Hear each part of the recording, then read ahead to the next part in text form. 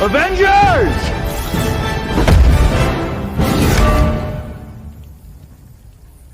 Assemble.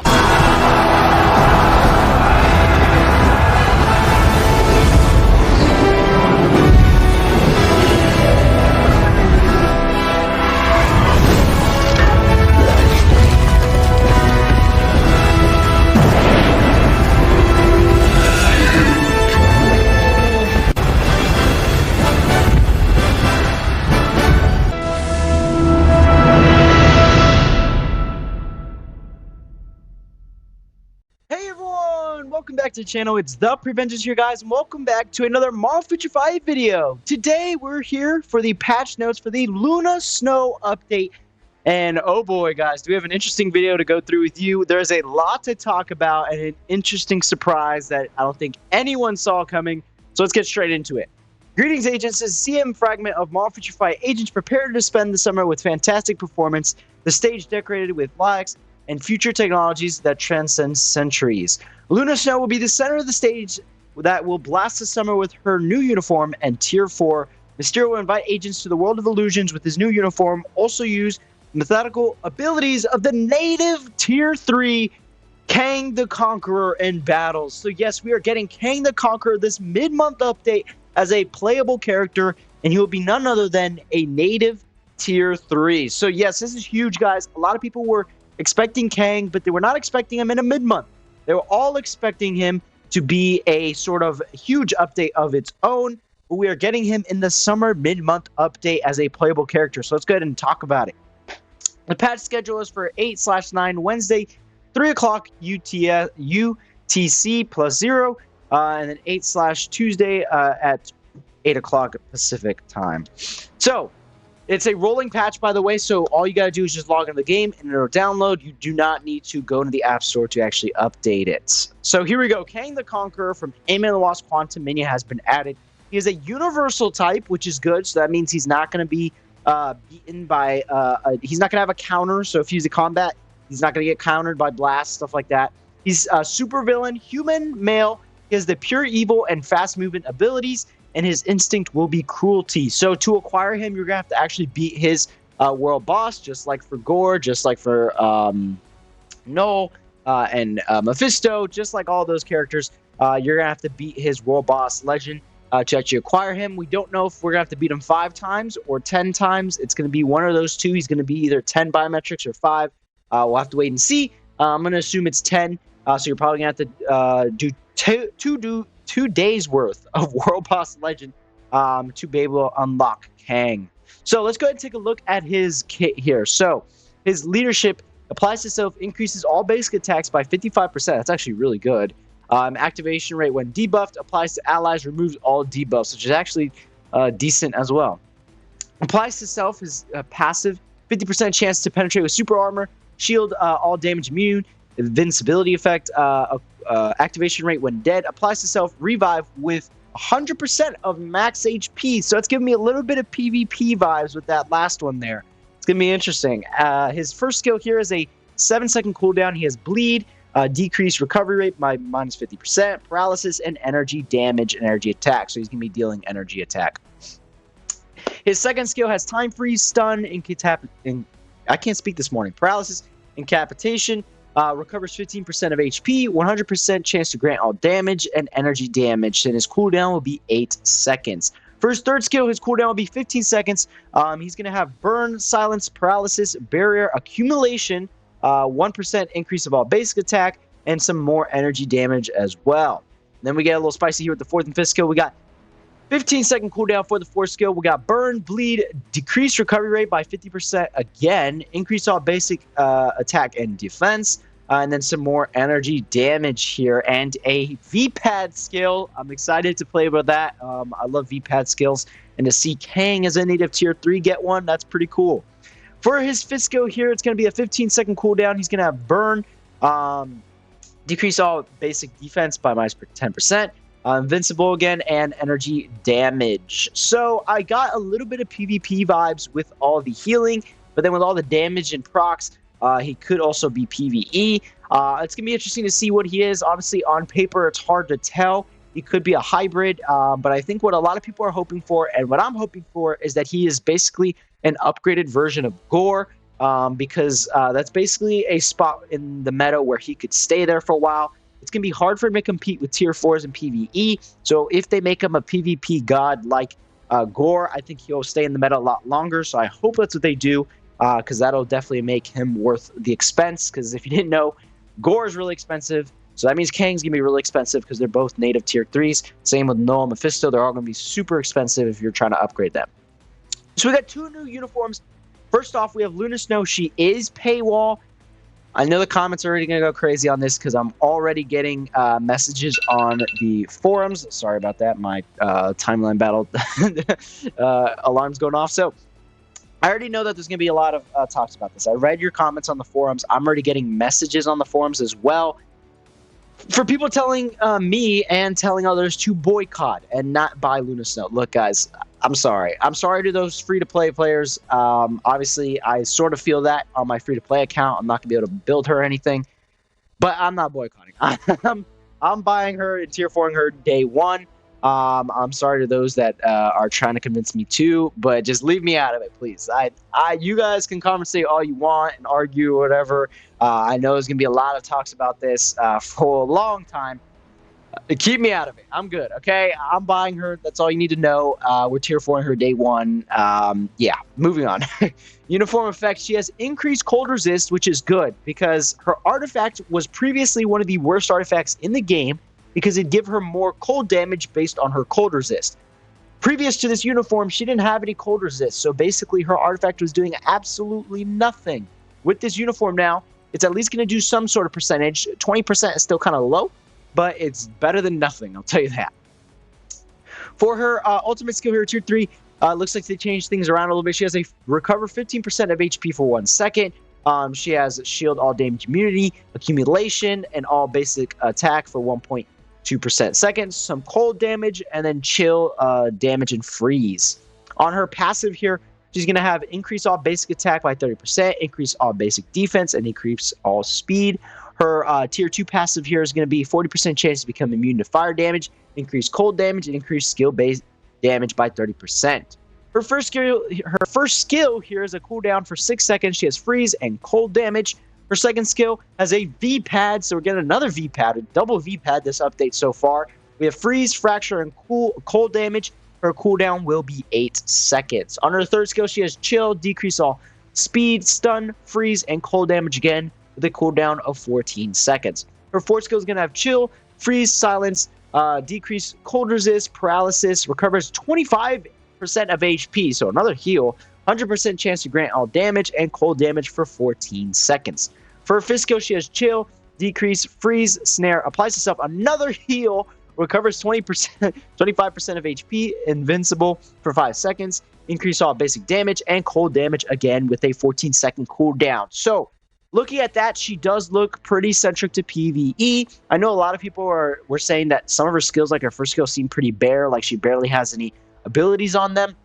But we got to remember that every time they have upgraded Luna, no matter what they did to her uniform, she was always still busted. She was broken in the meta every time, and that even sometimes they had you could tell that on certain skills they didn't try much because they knew that the other skills were going to overtake by a long shot and make her broken, and they didn't want to make her too broken.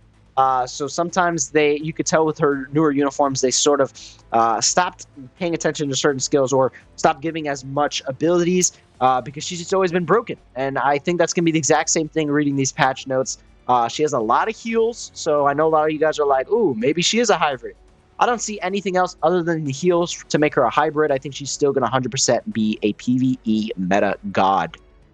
Anyways, next up we have Mysterio, who is not getting a tier 4. He is staying at Transcended. The tier 3 little thing that we saw in the sneak peek might have been a teaser at Kang native tier 3, but we are not getting Mephisto tier 4. As you can see here, he's staying a tier 3. He will be full cost because he is a seasonal uniform, meaning he will never be on sale except for in the summer, and he will cost 1,750 crystals. And as of right now, guys, he might be a must-buy. So let's go ahead and read and tell you guys why. Applies to self. Increase all basic attacks, 30% chance to penetrate, and decreased basic damage received on his uniform effect. His tier 2 passive is going to have increased skill damage, increased basic damage dealt to boss types, and increase all basic attacks. So that is applying to super villain allies. So he will be a blast super villain support character because he has increased all basic damage to boss types and increased all basic attack to super villains. Now that's huge because we don't have a blast super villain support, so he's going to support Magneto perfectly. Now I know a lot of you guys were hoping he'd be a tier 4 and he'd actually take over from Magneto, but now he's going to be supporting Magneto and ABX and ABL, so I think that's pretty cool. Like I said, I think it would have been interesting to have him be a tier 4 and see if he could take over from Magneto. But let's be realistic. He probably wasn't taking over for Magneto. So I think it's awesome that we get to see here that he has a place in the meta still as a support character, and he will be here for a little while until we get another blast supervillain. They are very rare to come by, so I think you really have to buy this uniform if you have Magneto and you are playing ABX and ABL every day trying to max out your score. On his first skill here, we have mind damage for 100% of energy attack with a 6-second cooldown. On his second skill, we got another V-Pad, triple V-Pad. This update, I love V-Pads, so I'm here for it. Applies to enemy stun, applies to self, recovers 20% of HP, so he's got a 20 heal. He's got mind damage on a 12-second cooldown. On his third skill, he has barrier, accumulation, and mind damage, and 1% proc, basically, and cooldown for 14 seconds. On his fourth skill, he has paralysis, applies self 100% chance to grant all immunity, increase all basic damage, and mind damage for 14 seconds. On his fifth skill, he has I can never say this one. Incapitation, and decrease all basic defense, invincible, increases basic damage, and mind damage cooldown 14 seconds. Yeah. By the time we're done with our YouTube career here and reading these patch notes, incapitation is going to be the one thing that you're going to be able to count that I cannot say right forever. So his damage looks especially because he's not tier 4, but because of that support tier 2 passive, guys, you're going to have to pick him up for ABX and ABL. Luna Snow tier 4. Luna Snow is now available for tier 4. Her fans and even her enemies will be riveted by her look surrounded by numerous icicles. So her tier 4 skill is actually going to be increased basic damage by 80%, decreased by 8% every 1 second. So that's pretty interesting. It looks bare, but like I said, guys, she's going to be broken regardless. So maybe it's a good thing that her tier 4 is not stacked up with all these different stats like we've seen in the past. She obviously wouldn't need a heal here, so I don't know what else you'd want here, except for maybe some more cold damage, I guess. But otherwise, seems good to me. Kane the Conqueror, tier 3, he has time freeze, burn, ignore target dodge, invincible, increase all basic attack, and energy damage. He also gets a new artifact, which is the exact same artifact as Gore and Scarlet Witch, which is a pretty good artifact with some increased basic damage to superheroes and supervillains. It is a PvE artifact, though, so we'll have to see how that goes. Other information, Odin did get a buff, finally. There are 3 things that basically you got to take into account here. His skills have more hits on his 4th and 5th skill, and they have some more additional buffs to the lightning damage, basically. The only other thing is his tier 4 skill has some more hits as well. So you'll see, hopefully we'll see a sort of difference in his 4th and 5th skill with the extra lightning damage and with the hit count being increased. But if you don't have him at tier 4, then you're basically not going to see the 3rd change at all because that only applies to the tier 4 skill. And that's pretty much it for the patch notes. The only other things that we want to talk about, other than the comments, because we're not going to go through those, is the sort of events that come along with it for Luna Snow's update. So obviously, all of these summer uniforms previously will be available. Iceman, Cable, Quicksilver, and Mysterio for crystals, Storm, Enchantress, Silk, and Luna Snow for paywall for 30 tokens. Now, how are we going to get our hands on Luna is probably what you're wondering.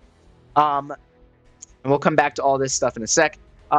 Basically, there are these packs that you're going to have to buy that will give you tokens in return. Now, depending how much you spend is how many tokens you get back. As we saw there, Luna will cost 30 tokens. So, when you go to the shop, actually, and go to buy her, she's going to be... Nope, not here. I forgot where it's at. There's... Oh, it's the other page that I didn't click on. Okay, there's one other page. It basically shows you, just like here with the events, where it'll show you how much it costs, and then it'll show you her uniform. I'll go ahead and click on it for you guys. But basically, she's going to be 30 tokens here. This is not the one either. Where the heck is it? So it's going to be 30 tokens for her, obviously. That's the one we just clicked on. Hero package, celebration packages, token shop. Here we go. Okay, so right here, you're going to pay 30 tokens to get her uniform. Same for Storm, same for Silk, same for Enchantress, and then gold chest, and that's pretty much it. And the chest, those are the items that you can get from it. Some CTPs, artifacts. It's all very low chances, so it's just all basically based on RNG. Anywho, the way to buy her is going to be to buy these packs. Now, if you want to go with the cheapest option, you're going to want to buy yourself the, where did it go? I literally just had it. 20, where's the 20 token pack? So basically, you're going to, from logins, you're going to actually get 10 after a week here. So if you go back here, you're going to get 10 tokens at day 7. So if you wait a week, you'll get 10 tokens there. Then you're just going to need 20 more tokens. So I'm trying to find the dang pack that is only 20 tokens, but I can't seem to find it. Oh, here we go. So you're going to want to buy the special agent offer number 1 2 times for 20 bucks. Basically, you'll get 20 tokens, and then you can at day 7 get the 30 tokens and go ahead and buy her uniform here. Now, if you want to tier 4 her day 1, or you want to buy her uniform day 1, like myself, you're going to have to buy the second offer for agents for $30 for the 30 tokens. You also get 3,700 crystals, so I'll be able to buy Mysterio with those crystals and save some for later uniforms. So that's pretty sweet. But then the other huge thing that's coming for this event is a 40% discount on all uniforms, so that's going to be pretty sweet. We got growth missions for Luna and Mysterio, of course. We got some Black Antimatter and Orange Stone surprise gifts. 50% discount on artifacts, unequipping, and unequipping custom gears. And that's basically it. Then we have a bunch of just other offers that will include the tokens. Basically, anything that you want to get the tokens for is going to have to be bought from one of these packs. The Tier 4 packs, Sword packs, Mega Uniform pack, Tier 2 Advancement pack, Potential Transcended pack, and offer for agents. Like I said, the offer for agents is the cheapest by far. If you're trying to get your hands on Tier 4 materials and whatnot, and you're a Mega Whale and you want to buy these, then go ahead. But if you're going the cheapest option, then obviously it's going to be one of these two, depending on how patient you are and how long you can wait. But yeah, that'll do it for today's video, guys. That's pretty much it for the patch notes and for all the events for the Luna Snow update. I can't wait to tier 4 her day 1. Like I said, sorry to all you free-to-play players out there. I've seen all your complaints. Leave me out of it, please. I'm not trying to join sides here or boycott. I'm sorry. I'm definitely tier 4 in her day 1. Gotta do it for you guys and gotta do it for my account. So yeah. Anyways, that'll do it for today's video, guys. I hope you guys enjoyed, and if you did, please make sure, as always, to leave a like and subscribe to the channel, guys. We'll see you all in the next one. Take care.